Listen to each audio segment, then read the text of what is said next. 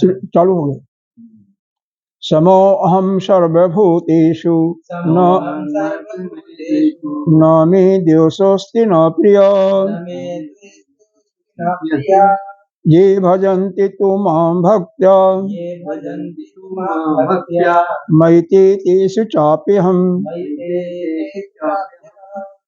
परमात्मा यहाँ पर भगवान यही कहते हैं कि मैं सभी प्राणियों से, सर्वभूतेषु, सभी भूतों से, सभी प्राणियों से एक समान व्यवहार करता हूँ। यानी मेरे अंदर क्षमता का ही व्यवहार है।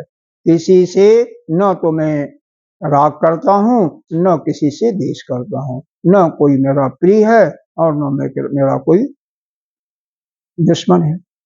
लेकिन जे भजन्ति तु मां भक्त्या, जो पूरे श्रद्धा के साथ मेरा भजन करते हैं, मयि ते तेषु चाप्यहम्, मयि ते तेषु चाप्यहम्, वह मेरे अति प्रिय हैं।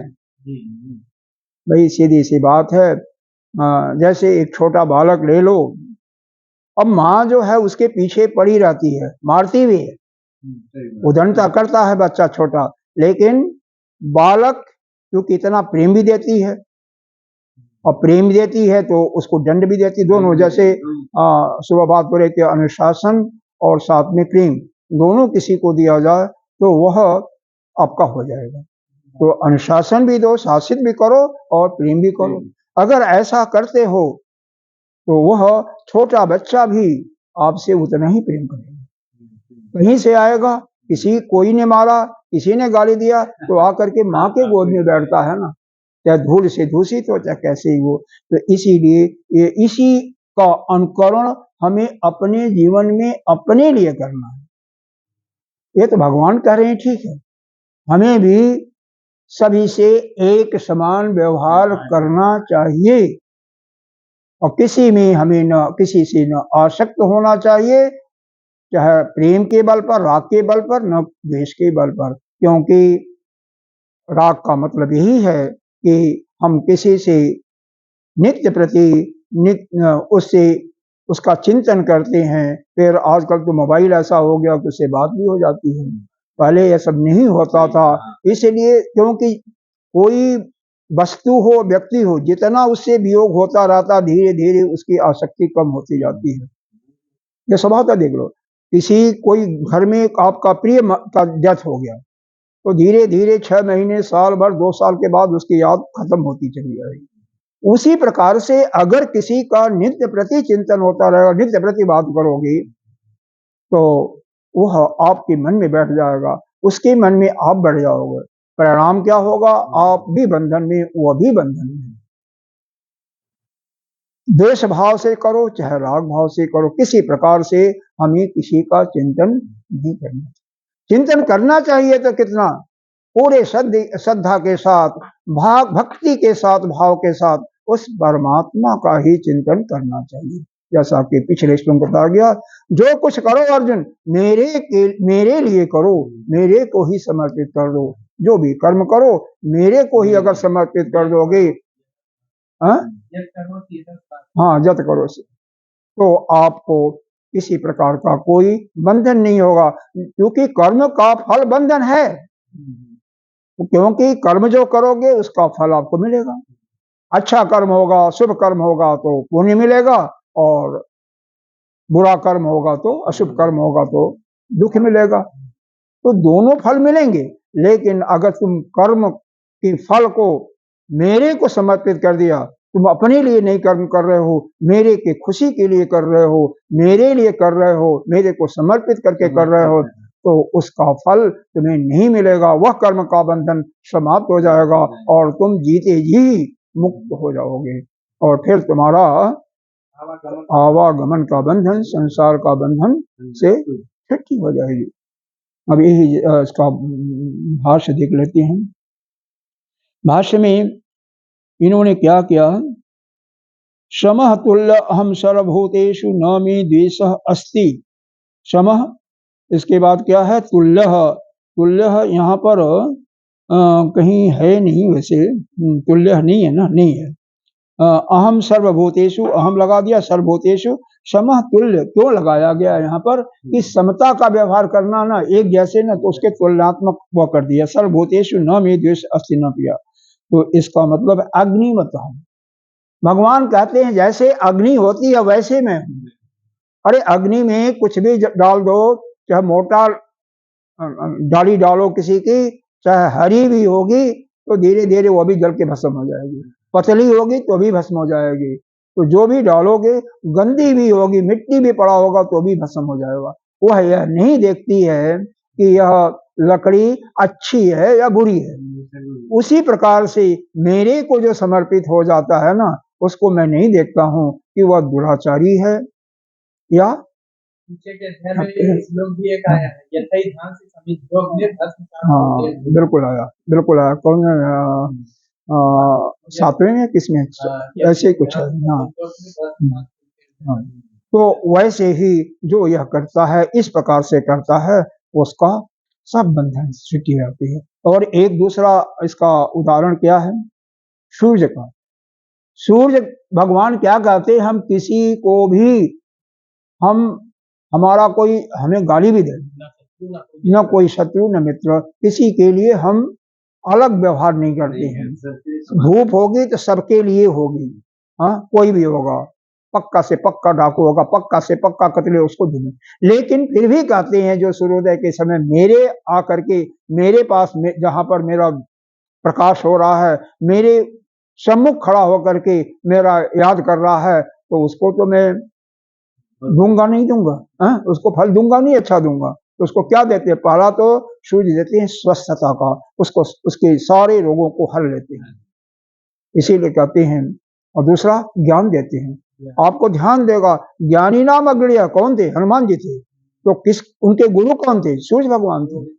हाँ, तो सूर्य ये दोनों को देते हैं, ज्ञान और स्वास्थ्य को। कितना से कितना किसी को क्रोनिक डिजीज, क्रोनिक डिजीज का मतलब होता है हिंदी में क्या कहते हैं, असाध्य रोग, जिस रोग की कोई दवा नहीं होती है, लेकिन जो वही सीधे यह है ना, आदि हृदय स्तोत्र है ना, हृदय आदि हृदय स्तोत्र है ना, आदित्य हृदय स्तोत्र, आदित्य हृदय स्तोत्र का पाठ करता है, या सूर्य भगवान का कम से कम जल देते समय और उनकी प्रार्थना करता है 5 मिनट शांति के साथ। जैसे मंदिर में आप बैठते हो, वैसे उनके सम्मुख जब तक आपका तेज सहन सूर्य का सहन होता है, उनके सम्मुख आंख करके अपने चेहरे को करके बैठो, आपका धीरे धीरे धीरे धीरे वो असाध्य रोग भी समाप्त हो जाएगा, और उसके लिए कोई दवा नहीं। और नहीं तो एक तो जानते हैं ना, जिसके अंदर विटामिन डी की कमी हो जाती है, वह केवल सूर्य के प्रकाश से ही ठीक होती है। आप कई ऐसे हमारे देश हैं इसी संसार में कि वहां पर सूर्योदय नहीं होता, और जब छुट्टी होती है किसी दिन और सूर्य निकल गया, सभी लोग छुट्टी करके नंगे वो लेट जाते हैं। हाँ ऐसे ही होता है, सूर्य को देखने, सूर्य का पाठ देखने, क्योंकि 4-4 महीना 6-6 महीना धूप ही नहीं होता है। हाँ बिल्कुल नंग धड़म, मतलब नीचे बस वही बस चड्डी होती है बस, और कुछ नहीं होता, और कुछ नहीं होता।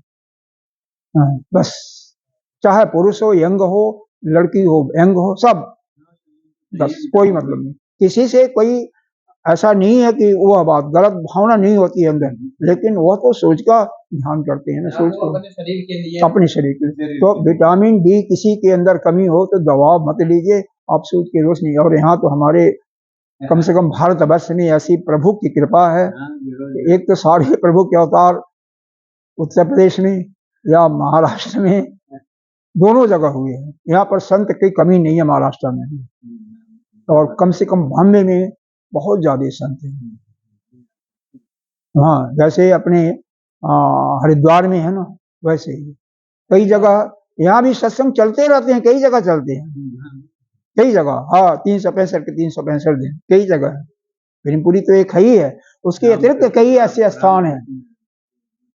हाँ कई ऐसे स्थान है कि वहां पर नित्य ठीक है। अब सुनने वाले, अब यहाँ पर सबसे बड़ी समस्या है कि लाइफ सबकी बड़ी व्यस्त है लाइफ, क्योंकि देखो 2 घंटा आने में, 2 घंटा जाने में ड्यूटी में, 8 घंटा ड्यूटी करना, 10 घंटा तो ऐसे ही हो जाता है। 1 आध घंटा किसी कारण से रुक गए तो 11 12 घंटा। वो लड़का नहीं आया था एक दिन, वो जो सोना गोरख, क्या था? अरे 2-2 बजे तक रात को सोता है, क्या करे। हाँ, वो उधर पनवेल के पास कहीं रहती हैं दूर, हाँ। तो नई बॉम्बे में कहीं, तो फिर बड़ा मुश्किल होता है। अब यहाँ पर अग्नि का क्या कहती है, न शीतम न पनित समीपम, उसको अग्नि का समाप्त हो गया। इसी प्रकार से सूर्य का भी उदाहरण समाप्त हो गया। जे भजंत तुम आम ईश्वरम भक्ता मईते, जो मुझ ईश्वर को भक्ति के साथ पूरे भाव के साथ बसता है, स्वभाव एवं नमोलाग निमित्तम मई वर्तन्ते, तो मेरी आसक्ति के कारण नहीं है, वह मैं स्वभाव से ही उनमें स्थित हूँ। मेरे अंदर कोई आसक्ति नहीं होती उसके प्रति, लेकिन मैं स्वभाव से उसको प्रेम करता हूँ, मैं उसी के अंदर स्थित हूँ। है तो है, स्वभाव एव वर्ते न इतरेषु न एतावता तेष देशो मन। परंतु यह बात नहीं है कि जो हमें हमारा भजन प्रेम से नहीं करते हैं, भक्ति भाव से मेरे को याद नहीं करते हैं, उससे मैं द्वेष करता हूं, तो ऐसी बात नहीं। हम सबको समान से रखता, लेकिन इतना तो है, जो भाई मेरे को मेरी भक्ति करेगा, मेरा भजन करेगा, मेरे को कुछ चाहेगा, उसका तो प्रिय ही है। अब नारद जी गुरुदेव का एक दृष्टांत है, सड़क पे लोग चलते तो गुरुदेव किसी को उपदेश नहीं देते हैं, देखना कि मतलब है किसी से सड़क पर चलने वाले को या कोई भी वैसा आदमी है, उसको उपदेश नहीं देना चाहिए। और कल ही मैंने शायद जिक्र किया था ना, शायद उपनिषद में, कि केवल जो है यह ज्ञान, या आज किया था, यह ज्ञान जो है ब्रह्म विद्या का ज्ञान, उसी को देना चाहिए। यह हमारे शास्त्र के अंदर इसका निर्णय किया गया है, इसको देना चाहिए। जो पहले बात तो वह पात्र हो, एक तो जगोपवी जिसका हुआ हो, और साथ ही उसके अंदर उसको जानने की इच्छा हो, मोक्ष प्राप्त करने की इच्छा हो। तीसरा चीज एक और बता रहा है, साधन चतुष्टय, लेकिन उसका तो हम लोग पालन नहीं कर पाते, क्योंकि साधन चतुष्टय को देखेंगे तो कोई भक्त होता ही नहीं है, केवल कुछ ही लोग हो सकते हैं, लेकिन कम से कम उस मार्ग पर चलने वाला तो है। देखो, अब वो बचपन को याद करो, जिसके पास भी बचपन में संस्कार दिया गया, माता पिता गुरु या चाचा ताई दादा, वही संस्कार ज्यादा होता है। बचपन का संस्कार बहुत ही महत्वपूर्ण होता है। अरे अब मनु को संस्कार कब दिया गया था? गर्भ में, बचपन में ही तोड़ने की, प्रहलाद का गर्भ में ही, और बाल्यकाल भी नारद जी के आश्रम में बीता, इसीलिए भजमन नारायण करके वह भगवान में प्रेम हो, वैसे थोड़ी। अब इस समय संस्कार हम किसी को नहीं, वह उतना नहीं बढ़ता, जो बचपन में जितने तेजी से बच्चे अपनाते हैं, वो बाद में नहीं हो पाता। अब भक्त के महात्म की संगति हो रही है, हमारे भक्त की महिमा को सुनो, एक श्लोक को ध्यान दो। अपिचेतसु दुराचारो भजते माम अन्य भाग साधु एव समन्तव्यः सम्यक व्यसितो ही सह। कह रहे हैं वह पीछे जो बताया गया उसी से मिलता जुलता है। अगर कोई दुराचारी से दुराचारी भी हो, कितना भी पापी हो, भजते माम अनन्य भाव, अनन्य रूप से अगर मेरा भक्ति करता है, अनन्य का अर्थ थोड़ा सा आप देख सकते हैं। अनन्य भक्ति का मतलब यह होता है, तेल जैसे गिराया जा रहा है ऊपर, उस तेल की धार न टूटे, तेल की धार न टूटे, इस प्रकार से लगातार जो भगवान में जिसका मन परमात्मा में लगा हुआ है, उसको अनन्य भक्ति, उस परमात्मा के सिवा और किसी अन्य की शरण में नहीं जाता। अब जैसे सबसे बड़ी बात यह है कि हमारे भारतवर्ष में विशेष करके जो नए नए भक्त होते हैं ना, क्या होता है कि अगर एक संत ने कुछ बताया तो उसको ग्रहण कर लिया, दूसरे संत ने दूसरा मंत्र बताया उसको भी अपना लेते हैं, तीसरा बताया उसको भी अपना लेते हैं। यही सबसे बड़ी गलती है। जो साधना जो जैसे कर रहा है उसमें परिवर्तन मत कराओ। अगर कोई शिव का भजन कर रहा है, शिव का मंत्र लिया हुआ है, भजता है, तो उसको वही करने दो, वही कल्याण करेगा। इसीलिए कहते हैं एक गुरु एक शास्त्र एक मंत्र, और एक माला भी कहते हैं, एक ही, बदलना नहीं चाहिए। बदलना नहीं चाहिए। अरे गुरु नहीं भी है, खुदा न खास्ता उसका शरीर छोड़ गया, तो गुरु तत्व रूप से होता है ना, तत्व रूप से वही परमात्मा ही तो है। तत्व रूप से समझो उसको, तो तत्व रूप से वह तो आपके हृदय में ही है, कहीं अलग नहीं है। तो यह मत सोचो कि दूसरा कोई कहता नहीं यह मंत्र सबसे प्रिय है तो इसको हम करेंगे, वहीं पर आदमी मार खाता है। आज शिव का भक्ति कर रहा है, शिव का ओम नमः शिवाय जाप कर रहा है, कोई राधे का राधे राधे वृंदावन का कोई आया वह राधे राधे करने लगा, कहीं जय सिया राम जय। हमें एक अगर कोई हमें जय सिया राम भी कहता है ना, तो हमें हरिओम जो हम एक मंत्र का जाप कर रहे हैं तो हरिओम ही करना चाहिए, हमें बदलना नहीं चाहिए। क्या मतलब है, उसने अपना करा तो हम क्यों, अब विशेष करके मुसलमान और ईसाई जब यह बोलते हैं तो हम क्या करते हैं, उनके भाषा में क्यों बोलते हैं। अरे वह तो अपनी भाषा में बोल रहा है ना, तो आप अपनी भाषा में बोलिए ना। आप रशिया में जाइए, आप यूएसए में जाइए, इधर इंग्लैंड में जाइए, लंदन इत्यादि में, वो अपनी भाषा में बात करेंगे, तो आप अपनी हिंदुस्तानी भाषा को क्यों नहीं बोलते हैं। आपको हिंदी वो सब समझते हैं, बिल्कुल दुभाषिया भी तो होते हैं। आप भाषण दीजिए, जगह जगह होते हैं ना, भाषण दीजिए, हिंदी में दीजिए ना, विवेकानंद जी किसने दिया, ऐसा नहीं है, आप हिंदी में दीजिए। आप प्रायः उनको उसी को द्विभाषिया रखा जाता है जो कई भाषाओं का जो ज्ञान, मान लो पहले से तय होता है कि आप किस भाषा में बोलेंगे, आप किस भाषा में, उसी के अनुसार द्विभाषिया को रखा जाता है कि जो वहाँ के भाषा अलग हो सकती है। लेकिन हमारे भारतवर्ष के लोग इंग्लिश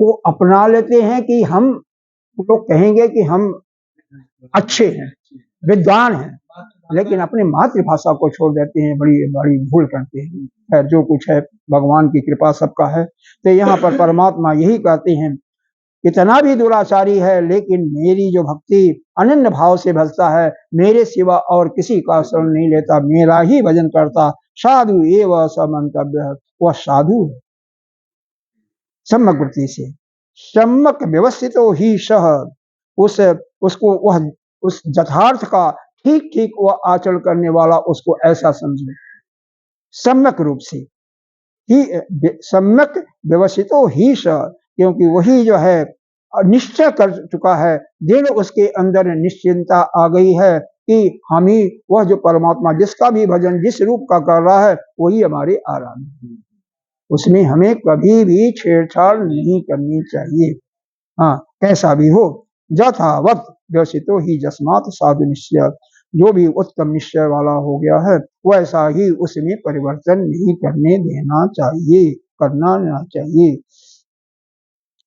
तो जो भी है कैसा भी है, लेकिन उसके बिना पिछले कर्मों को देखते हुए, उसके पाप पुण्य जैसा भी है उसको देखते हुए, इस आपसे अगर श्रद्धा कर रहा है, भाव के साथ आपका भजन कर रहा है, अनन्य रूप से कर रहा है, तो वह मेरा प्रिय भक्त हो जाता है। हमें पीछे क्या किया उससे कोई लेना देना है, हम उसको मुक्त करते हैं,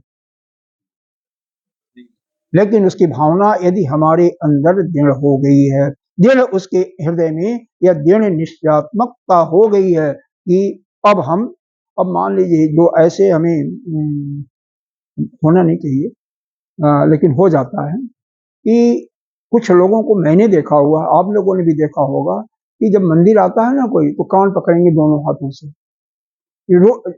सुबह शाम जाएंगे तो दोनों टाइम पकड़ेंगे, क्यों वही पकड़ते हैं।